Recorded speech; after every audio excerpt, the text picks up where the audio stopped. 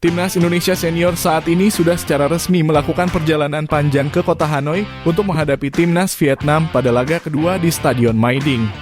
Rombongan skuad Garuda tersebut dikabarkan tidak diikutsertakan beberapa nama pemain dengan alasan kesehatan yang baru-baru ini melanda Timnas Indonesia.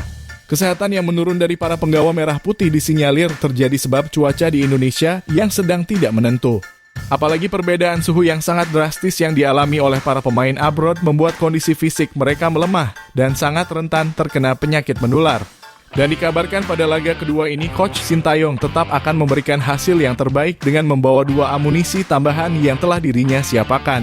Ragnar Oratmangun dan juga Tom Haye dipastikan akan menjadi jawaban dari krisis kedalaman skuad yang saat ini dialami oleh Timnas Indonesia.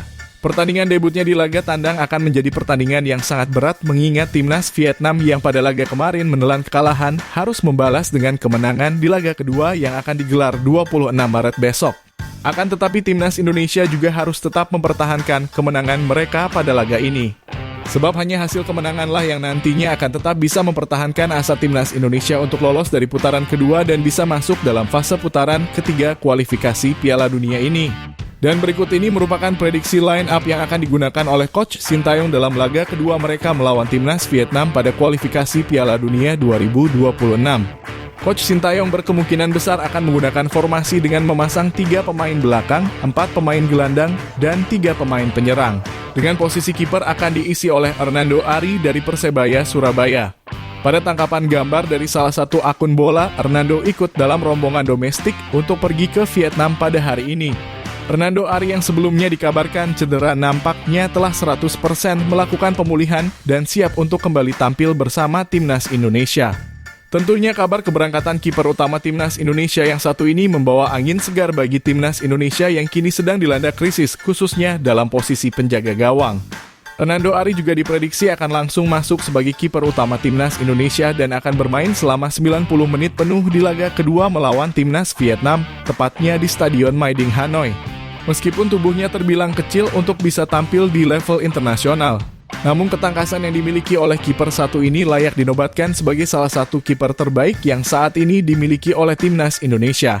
Apalagi jam terbangnya yang tinggi dan pengalamannya pada Piala Asia yang lalu akan menjadi modal berharga melawan Timnas Vietnam.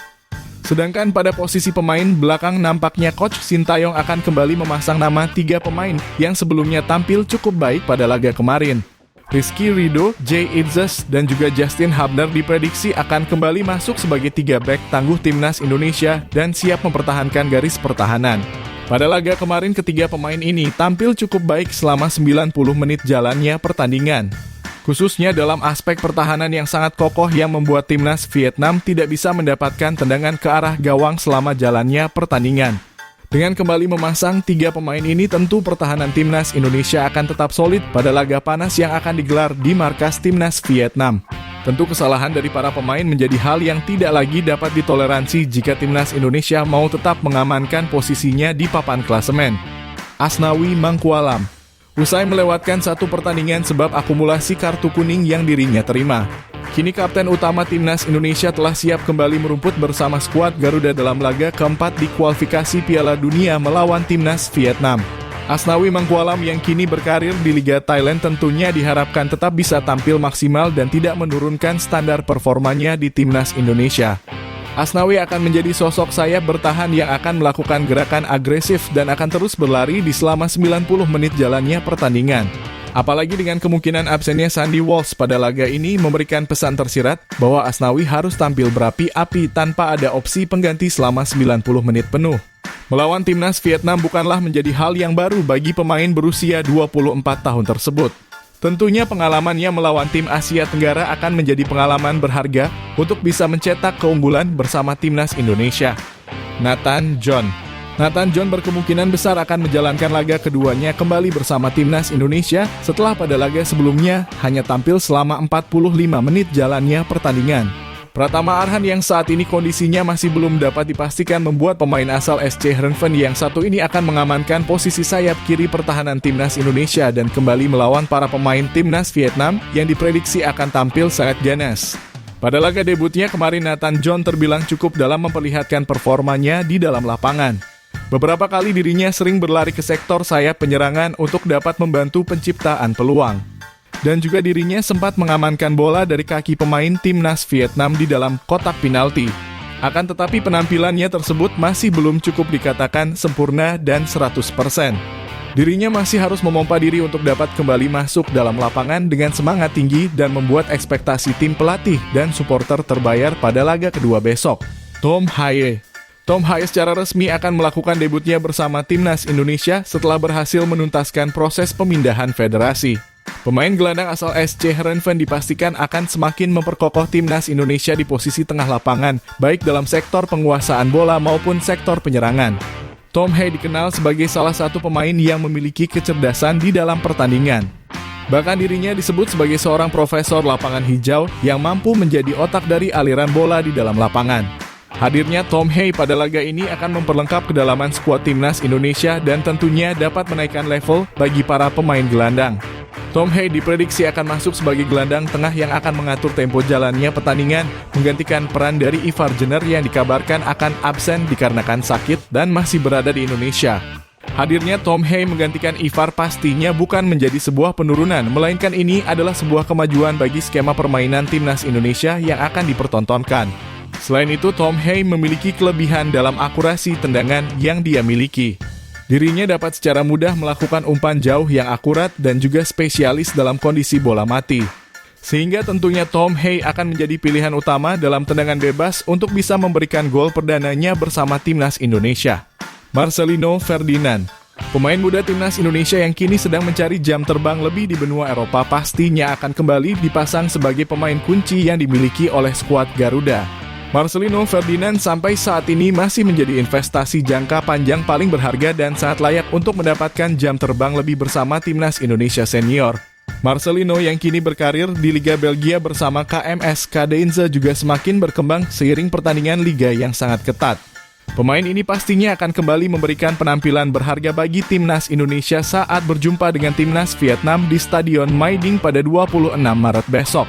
Pemain yang masih berusia belasan tahun tersebut juga telah membuktikan bahwa dirinya layak untuk tetap mengamankan posisinya sebagai pemain utama melalui performa yang dia tunjukkan di Piala Asia yang lalu. Sehingga tidak ada alasan lagi bagi Coach Sintayong untuk tidak memasang pemain muda yang satu ini saat timnas Indonesia berhadapan dengan timnas Vietnam. Jakob Sayuri, pemain asal PSM Makassar yang memberikan asis indah pada Marcelino Ferdinand akan kembali mendapatkan kepercayaan oleh Coach Sintayong pada laga kedua melawan timnas Vietnam.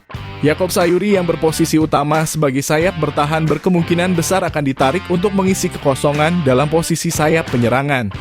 Kemampuan berlari kencang yang dia miliki serta skill individu yang dia kuasai akan sangat membantu timnas Indonesia untuk bisa memberikan keunggulan dalam pertandingan kali ini.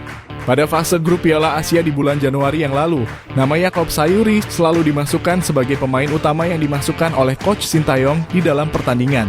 Walaupun dirinya memiliki postur yang kecil, namun nampaknya Coach Sintayong tetap memperhitungkannya sebagai salah satu pemain berbahaya yang dimiliki oleh timnas Indonesia. Sehingga tentu pada laga 26 Maret besok dirinya akan tampil maksimal untuk dapat mempersembahkan hasil positif bersama timnas Indonesia. Egy Maulana Fikri. Meskipun tidak terlalu terlihat selama pertandingan, namun nampaknya Egy Maulana Fikri selalu memberikan keberuntungan berharga bagi timnas Indonesia di dalam pertandingan. Dan tentu pada pertandingan kedua melawan timnas Vietnam yang akan datang, Egy Maulana Fikri akan kembali mengambil bagian dalam 11 pemain utama yang akan diturunkan oleh tim pelatih.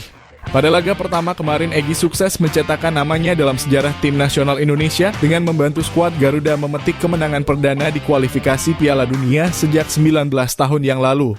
Egy Maulana Fikri merupakan sosok pemain sayap pembangun serangan yang cenderung memilih bekerja sama dengan rekan setimnya.